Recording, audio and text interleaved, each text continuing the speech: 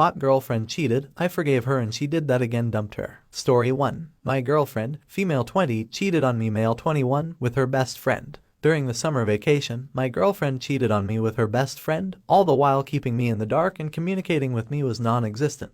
When we returned to college, I began hearing stupid things and making excuses that led to disagreements, such as, "You kissed differently, you've changed, you're not who you were." I haven't changed a bit, it's just that something seems strange. We went to a college function one day and had a great time. The following night I received a call from her. She was weeping and telling me how she had cheated on me for almost 3 months with her best friend. She told me about the moment she realized she actually loved me. I don't enjoy yelling at people or arguing, so I stopped the call and didn't want to discuss anymore. She began harassing me with phone calls. I answered one phone and told her I didn't want to chat right now and wasn't in the mood to talk about it any longer. She continued phoning me, and now her friends were joining in, and I was receiving texts and phone calls left and right while she was weeping and not eating. I finally had to pick up the phone because she was weeping and asking why I wasn't talking to her. She kept repeating "I love you," but I couldn't bring myself to say it back. I informed her I wanted to end the relationship, but it blew the lid off her and she burst out weeping. I managed to get her to eat something and stop crying, despite the fact that she insisted on wanting just me. But my faith had been broken. She forced me to meet her the following day, despite my objections. When I told her I needed a break and that it would be a long time before I felt normal again, she simply sobbed and begged me not to do it. She continued repeating things like, "I love you, don't do that," and so on. After a time, I realized I was being too dramatic and told her I no longer trusted her. She said that she would do anything. I could only tell her I couldn't do it. She persisted in pressing me. My ex and I were extremely close friends. We split on friendly terms and would chat every now and then. She had an issue with talking to my ex and forced me to ban her. Finally, I had her pick between me and her best buddy. I'm not the kind to do anything like this. She used to hang out with him and leave me behind, chat to him and not return my calls at times, but I completely trusted her. She said that she wanted to be with me. She made it a point to show me that she had blocked him, which was okay until about a week later when I saw she was chatting to him on Instagram. I was devastated since I had begun to trust her again to some extent.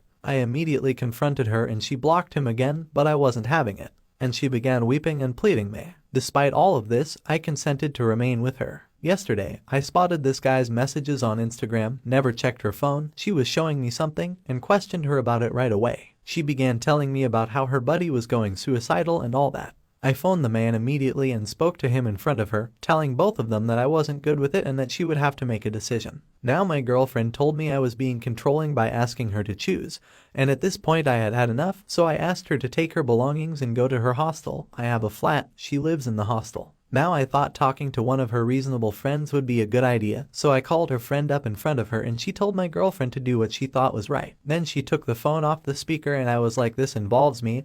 She began to leave the room at this moment. She had already packed her belongings, so I yelled angrily at her, "If you go, don't come back." She had made up her mind about the split at this time and proceeded to grab her belongings and walk out the door. It was late at night, and I didn't want to leave her in a risky position, so I raced after her and offered her a ride. I persisted despite her refusal. Finally, she consented. By this time, she had informed her friends and best friend that we had split up. But throughout the voyage, she clutched my hand and began weeping, wondering whether we were really doing this, to which I had no response. What should I do? So I wanted to give you an update and thank you for your support. I followed the advice and ended the relationship, realizing that it was draining the life out of me and was the worst thing in my life at the time. Since then, I've found someone who knows and cares about me, and there is no drama. Well, I once ate the last pizza slice and she got pretty angry, but yeah, that's the level of the drama. We help each other out, and she makes me a better person in general. I couldn't concentrate on my academics because of my ex, but the split, along with the COVID pandemic, provided me plenty of time to study, and I secured an internship at a large bulge bracket firm, as well as a few personal projects that I like working on.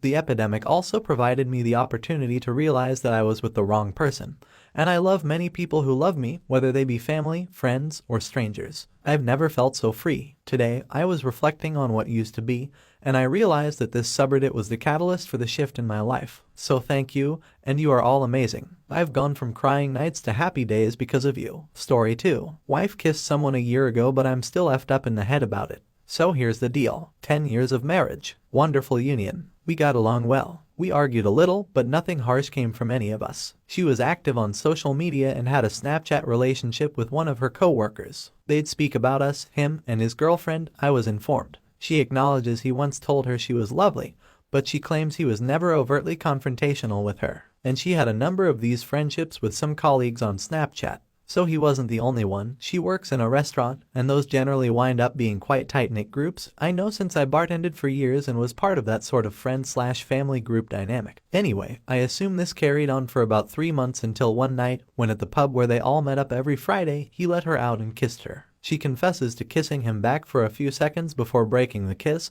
getting in her vehicle and driving home, and ceasing to communicate with him over Snapchat.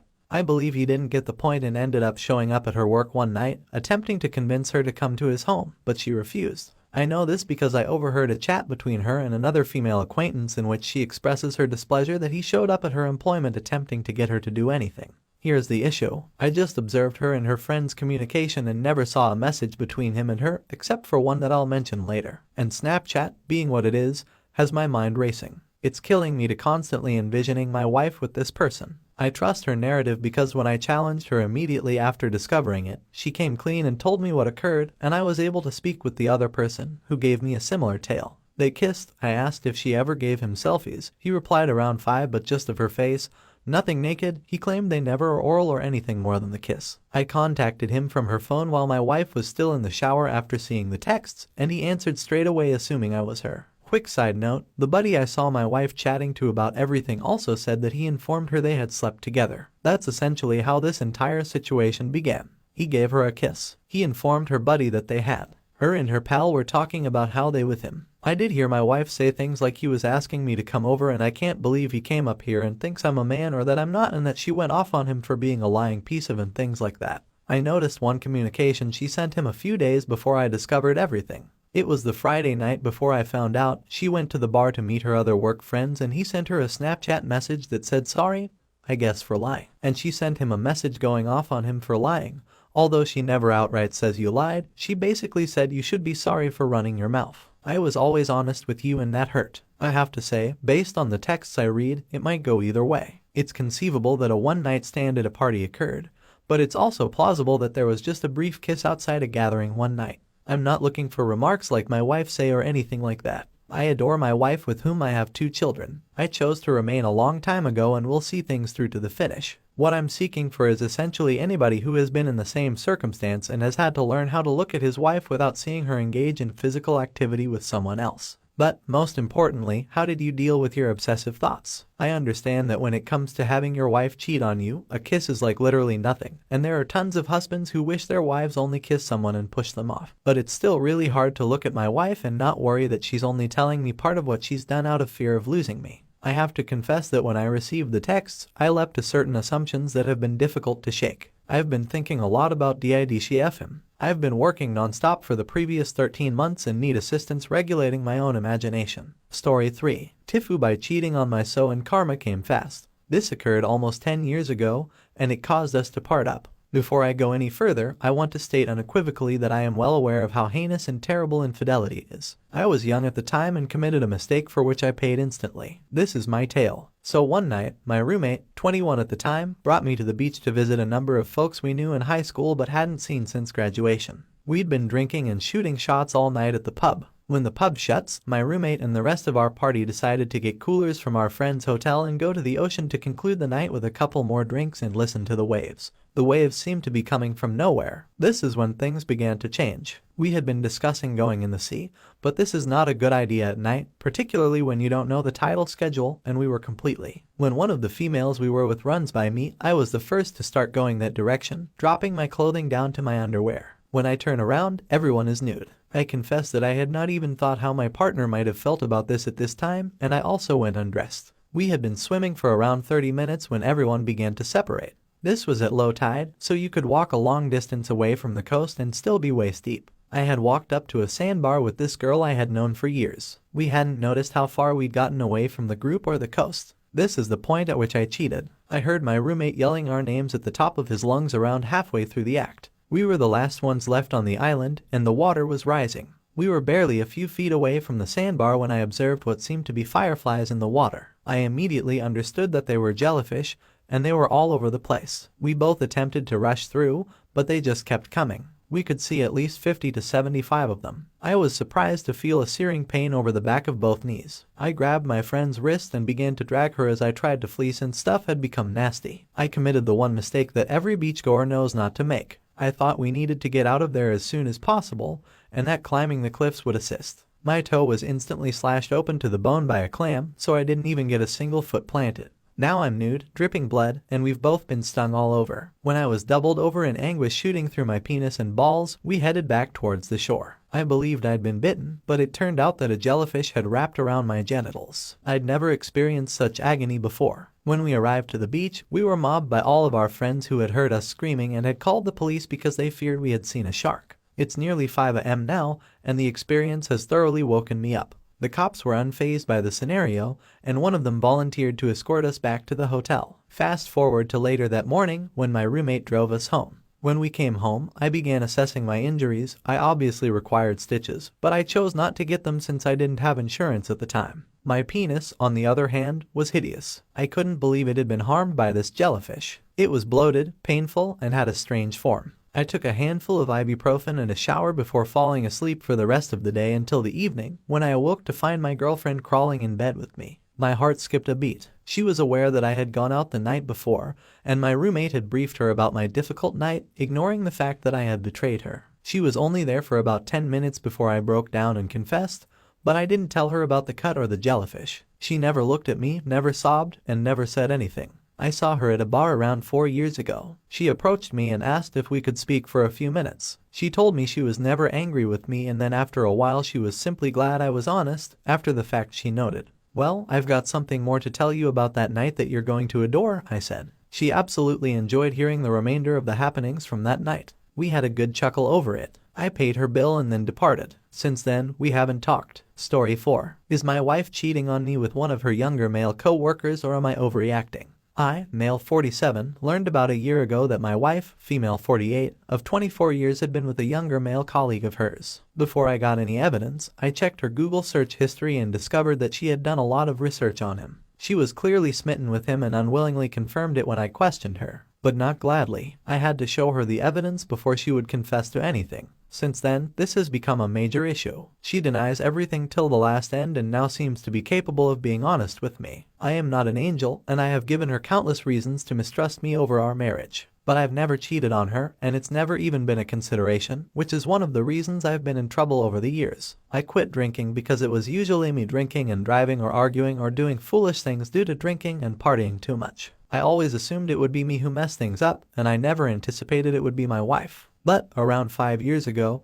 just after my father died, she complained that I was distant and lonely. I tried to be more present, but she felt I wasn't living in the moment while we were together. Not long after that, she began to take a more active position at work and swiftly rose up the ranks. As it turns out, the majority of the individuals she managed back then and today are men. My wife is beautiful and has always been naturally flirtatious, smiles a lot, which I liked, but it was evident to me now that she was going out of her way to attract the attention of other guys. Other discoveries in the last 5 years have set us back and put our faith in each other to the test, but there was one important one I learned just before the first infatuation. My wife was in Paris with her pals when my doorbell rang. There was a guy standing there with an envelope, which he gave to me and stated, "We've been served." My wife had a credit card debt of over $100,000 at the time, which I found. She said that there had been a misunderstanding and that she would take care of it. I think I wanted to trust her and eventually stopped asking about it. 6 years later, I realized she had consolidated all of the debt and had been paying it off with her retirement and our combined income for the last 6 years without my knowledge. She handles the bills, and I never questioned why money was tight when we both made decent money. When I uncovered all of the proof, she was just 2 months away from having it paid off. I began checking through her closet,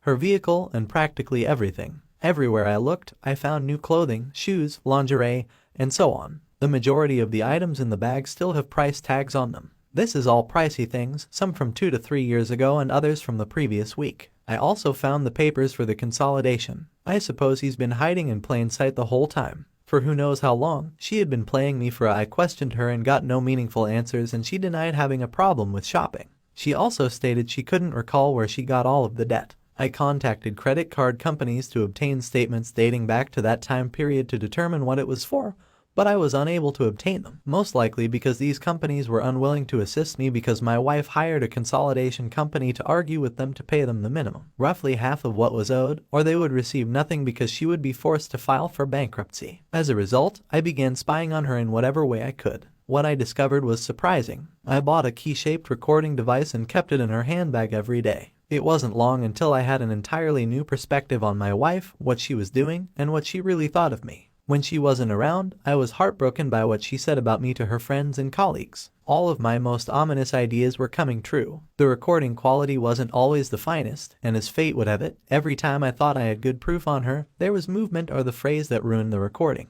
However, there was still enough information to continue prying by whatever means required. We began seeing a marital counselor, but that didn't last long since the counselor questioned my wife for not being open and honest. The counselor was an aged, experienced woman who could tell she wasn't providing comprehensive and honest replies. I proposed that I stop going so she could continue to seek therapy, and that without me present, she would be more likely to open up and be honest with the counselor. This lasted just one meeting before she dropped out completely. So, when I confronted her about her improper behavior with her colleague for the first time, she swore not to do it again and maintained they were just friends and nothing had occurred. We returned to our lives, but I realized that we were no longer the same individuals. Needless to say, has been scarce to non-existent during the last 5 years. She would deny down all of my advances, and every time I touched her, she would say all I wanted from was, so we soon stopped being intimate. I decided to start spying on her again, and we immediately found that she continued just where she left off, adding a few more employees and old acquaintances to her list of males with whom she improperly spoke and texted.